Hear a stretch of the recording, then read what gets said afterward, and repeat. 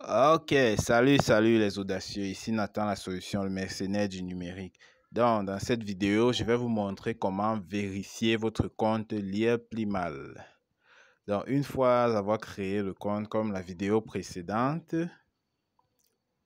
vous entrez dans votre mail, vous allez voir un message envoyé par Liaplimal, vous cliquez dessus. Oui, on vous envoie à la page des termes et conditions. Bon, vous prenez le temps de tous les lire, vous les lisez attentivement. Vous pouvez traduire sur Google Translate, vous faites le copier-coller.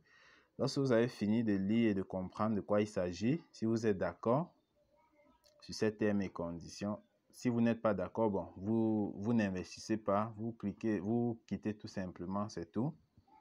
Si vous êtes d'accord, vous venez cliquer donc ici pour activer votre compte. Vous cliquez dessus. Ok, bon, le compte avait déjà été activé, donc c'est plus nécessaire de venir faire cela. Donc, le compte a déjà été activé. Bon.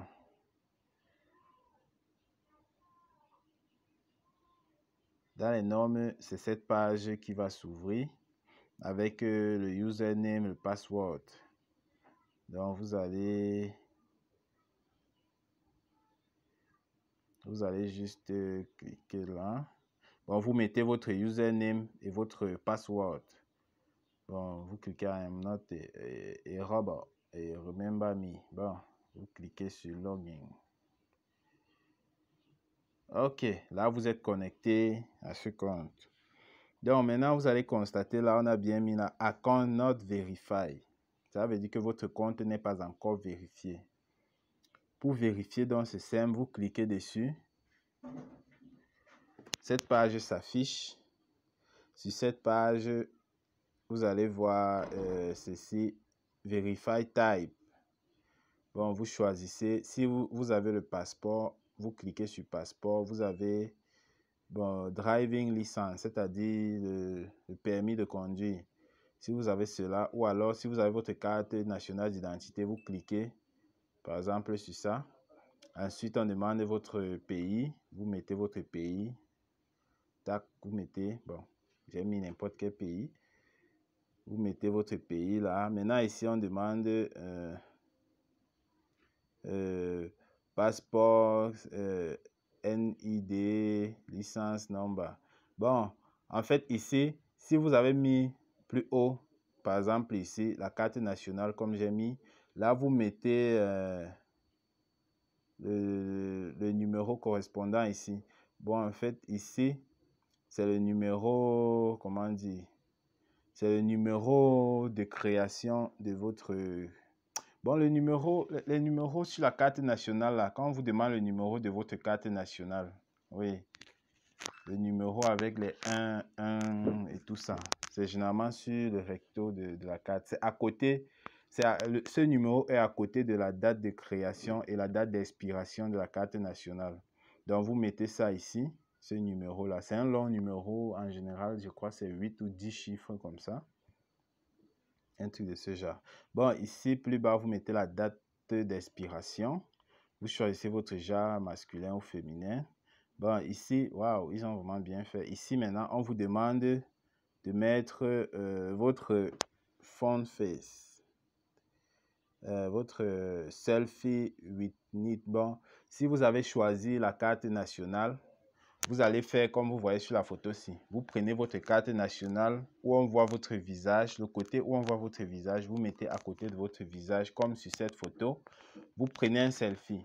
Bon, selfie, ce n'est pas forcément dit avec la caméra avant. Vous pouvez aussi faire avec la caméra arrière. Bon, l'essentiel, c'est que votre selfie, on a mis ici, alors file type JPEG max 5 mégas. Donc, ça doit être au maximum 5 mégas. Ça ne doit pas dépasser 5 mégas, 5 mégabits. Donc, ici, c'est vous filmez le recto et le verso de la carte nationale. Ça, c'est le côté où vous avez votre photo. Et ici, c'est de l'autre côté de votre carte nationale. Bon, là, j'ai pris le cas de la carte nationale. Pour l'autre cas, c'est presque la même chose. Lorsque vous avez fini tout cela, vous cliquez sur Submit. Et c'est fini. Comme ça, là, vous attendez. Si vous avez bien fait, si vous avez bien filmé, parce qu'effectivement, il faut prendre des photos stables, pas des photos avec le téléphone qui ne filment pas bien. Et également, surtout, les gens ratent surtout au niveau de la photo selfie.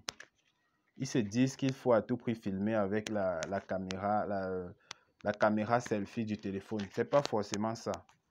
L'essentiel, c'est d'avoir une photo, une courte photo comme ça et claire, qui montre bien clairement les choses.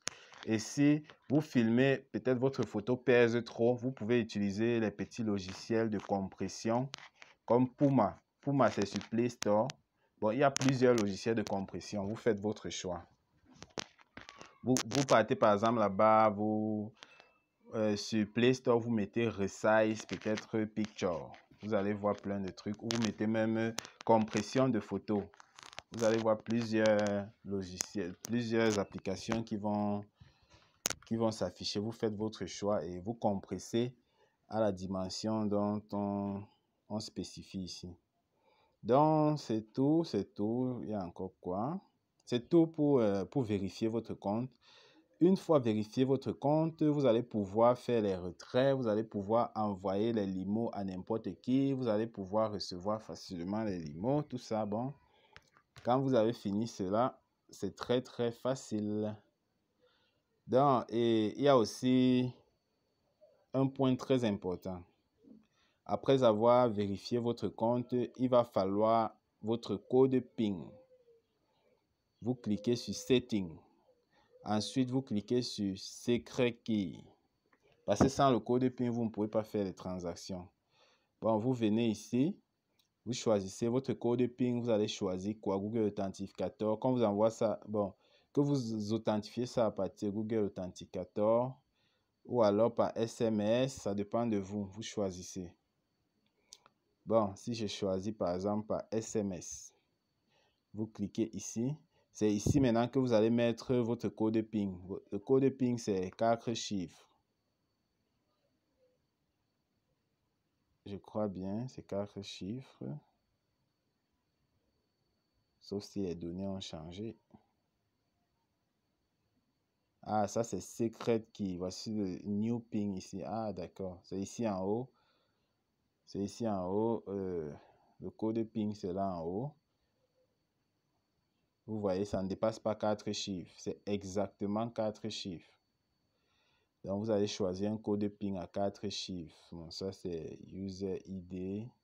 Ça, c'est votre ID. Bon, ce n'est pas nécessaire de mettre l'ID.